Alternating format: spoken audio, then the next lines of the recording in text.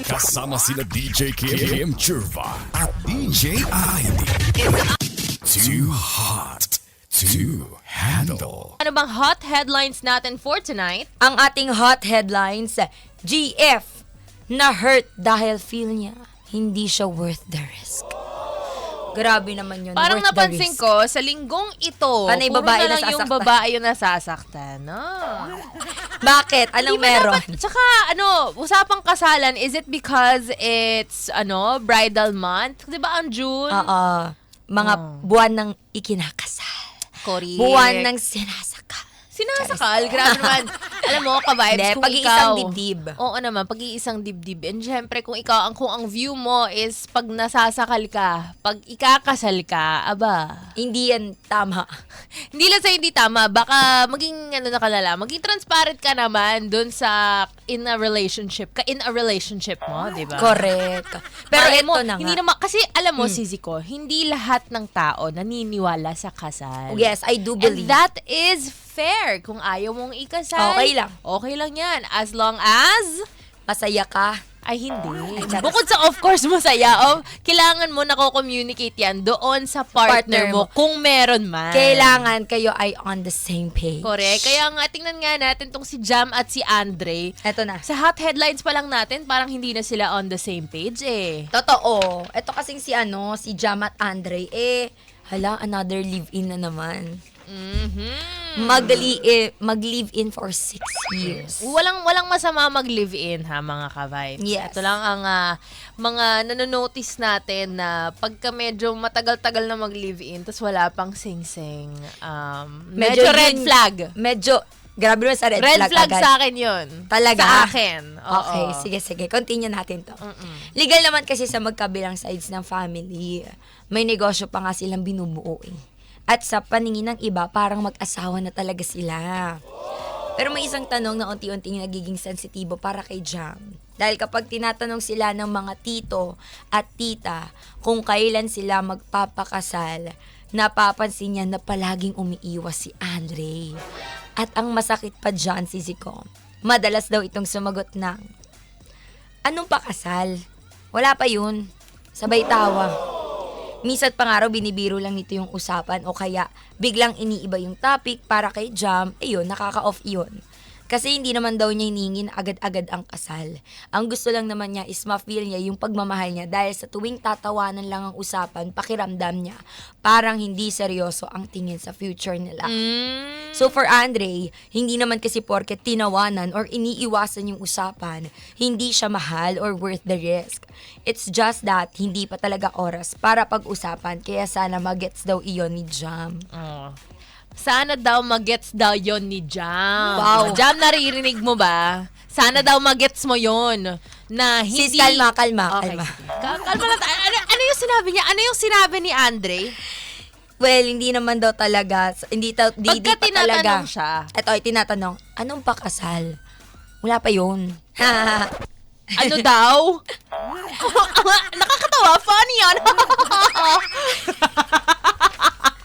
Alam mo, pag-usapang kasal Ano talaga, ako? Girls, Gina girl, G siya. hindi. Siyempre, girl ako, di ba? Supporting women's rights and wrongs. Hindi, kasi alam Sabi mo, ng mga kalalakihan, kawawa naman kami, pares kayong babae. Well, don't you worry. Kasi I got you. I got you. Bakit lalaki ka na ba for tonight? Sa boses kong ito. Oo, pwede. Baby girl, Oh, yan. Sa mga pwede ka-vibes na. namin, syempre, simpleng tawanan lang muna, dito tungkol sa ating issue ngayong gabi. Pasensya na kayo, Jam at Andre, pinagtatawanan muna namin yung issue nyo. Alam kong seryoso yan, no? At talaga namang madami sa atin nakaka-relate sa ganitong issue. Syempre, di ba, sino ba namang ayaw or very, very rare ako na makakilala ng tao na ayaw ikasal. Lalo na sa Lalo mga na. babae. Uy, totoo yan. Di ba lahat halos ng kilala ko? O baka naman kasi tropa ko lang yon, di ba? Pero yung mga kilala ko around me sa pamilya, yung mga nami-meet kong tao, lahat sila na in a relationship, may planong ikasal at may timeline. At madalas sa madalas, nakikita ko yung timeline na yan sa mga girls. Totoo yan. Well, ganun talaga kapag girls daw talaga sila yung talagang futuristic mag-isip. Yung kailangan naka-align na sa mga kumbaga may timeline yung girls talaga. Yung lalaki kasi, hindi ko alam bakit, pero sabi nila, nasa lalaki naman daw yan. Kapag gusto na niyang ipakasal, magre-ready na yan, magpo-propose yan, kahit 1 taon pa lang sila, kahit 3 buwan pa lang sila. May ganong case ha. Yes. Kumbaga nasa lalaki yan, sabi nila ha. But, Pero 6 years na sila, guys. pero hindi pa rin ngayon. Pero hindi pa rin. May negosyo naman na sila. Meron namang basbas ng magulang, di ba? Hindi naman sila naghihirap. Kumbaga may kaya. Oo. Kung ako may ganon, okay na eh. Exactly. For me lang ha, I mean, iba-iba naman siguro yung case talaga natin. Pero, baka pwede rin, sige, give the benefit of the doubt. Dito kay Andre, baka nakaka-feel siya ng pressure. Pwedeng ganon ha. Sa mga ka-vibes natin, huwag din masyadong pinag-uusapan palagi. Like, baka mamaya kasi may plano naman siya, baka inuunahan mo lang. Exactly. Pwedeng ganon ha. Pwede yun. Pero kasi yun na nga, the fact na nagse-second guess siya na may plano, ibig sabihin, itong si Andre, hindi talaga niya sinasabi kay Jam kung meron nga ba o wala. Wala bang assurance? Ganon. Kumbaga Siyempre, walang diba, sign. yung ano naman na yan, yung pressure na yan, lalo na pagka sinasabi ng lalaki na, mahal, naisip ko naman talaga yan. Sadyang hindi pa tayo ready ngayon. Siyempre, marami pa tayong kailangan asikasuhin. Pero yung tipong kahit yun man, wala. Talaga ba, Andre? Tapos ito yung pinaka sa akin, cherry on top sa lahat. Yung sinabi niya, Gigil talaga si- anong pakasal? Wala pa yun!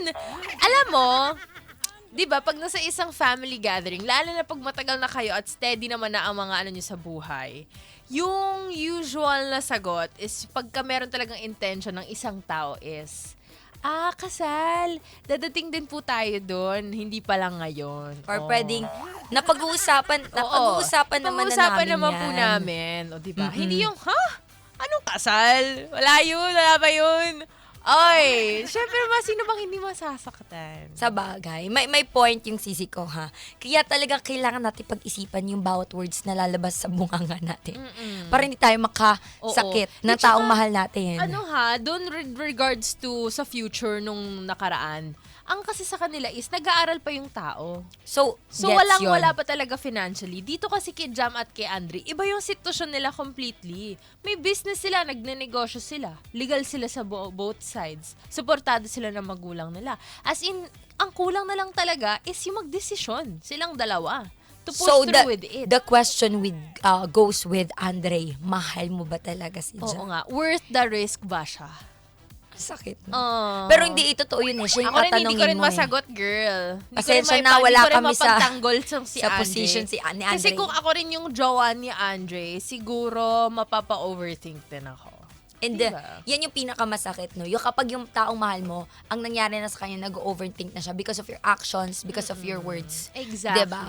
So, kailangan mga ka-vibes, kailangan clear yung intention natin from the very beginning up until the end. Yes, oo, lalong-lalo na pag matagal-tagal na kayo. Syempre, Yes. pag matagal na kayo in a relationship, alam mo, hindi naman na siya, it's just a matter of when. Kaya nga nagugulat ako, bakit may mga tao na 1 dekada sila magjowa, tas nagbe-break. Yung iba nga dyan, naririnig ko mga story at 13 years, 14 years. Tas nagbe-break. Tapos, 1 year pa lang, kasal na sila lalaki. Or ba't may pwedeng ganon? kasal rin si babae. Oo. 1 year pa lang. Alam mo, iba-iba talaga yung iba eh. Iba yung, ang tawag dito, iba kasi kapag nandun ka na din talaga sa sitwasyon Oo. na yun. Minsan talaga maiisip mo, Maiisip ano ba, mo. placeholder lang ba ako para sa taong para sa'yo? Pero masakit yon. Kasi 'di ba, binuo mo siya, pero sa iba siya Okay. uuwi. 'Di ba? Ay, grabe! Binuo mo, pero sa iba na punta, iba ng kinabang. Girl, wag kang papayag. Kung hindi sa'yo, wag na lang. Diba? I-manifest mo yung energy na yan, ka-vibes, diba? Palaban tayo. Kung hindi ako, wala. Pero Never. feeling ko Kahit kasi, sino. feeling ko nga lalo na sa panahon natin ngayon, kasi alam mo, meron ako na-encounter na ikaw ba, hindi ka ba magpapakasal? Meron na siyang family, ganyan. So, na lang, kasal na lang talaga yung iniintay. Pero sabi niya, hindi ako naniniwala dyan. Oo. Baka mamaya, wala nang divorce kasi dito sa Philippines. Yes. So, yun na yung way ng thinking ng tao. Kasi nga, lagi nyo sinasaktan. Bakit kasi lagi na lang tayong nananakit? Sisi ko, bakit Kaya- parang may hugot tayo dyan? Di ba? Parang Hindi. galing siya sa ano. from the hearts, the deepest of the hearts. Kaya natatakot yung mga tao na mag-settle for good because of yung mga nangyayari. Yes. Diba? And alam mo sa mga girls natin dyan, and yes, applicable din to sa guys, huwag kayong mag-settle para dun sa tao. Kung na-communicate niya ng lahat-lahat at wala pa rin talaga, alam mo na. Malaki yung that in daanan. itself, it's an answer already. Yes, open ang doors, you can leave. Yes, and there are so many fishes in the sea. Alam kong yung fish na yan ang gusto mo. Pero, you have to cast a bigger net, ka-vibes. Diba? Lawakan mo. Correct. Malay mo. Yung para sa'yo, wala dito sa Pilipinas. Nasa Sa ibang ibang bansa. bansa. Diba? Kaya naman ka-vibes. Mantra na mantra yan ang sisi ko. Correct. Yes, kaya naman sa mga ka-vibes natin. Ano ba masasabi nyo tungkol sa issue ni Jam at ni Andre? Naku,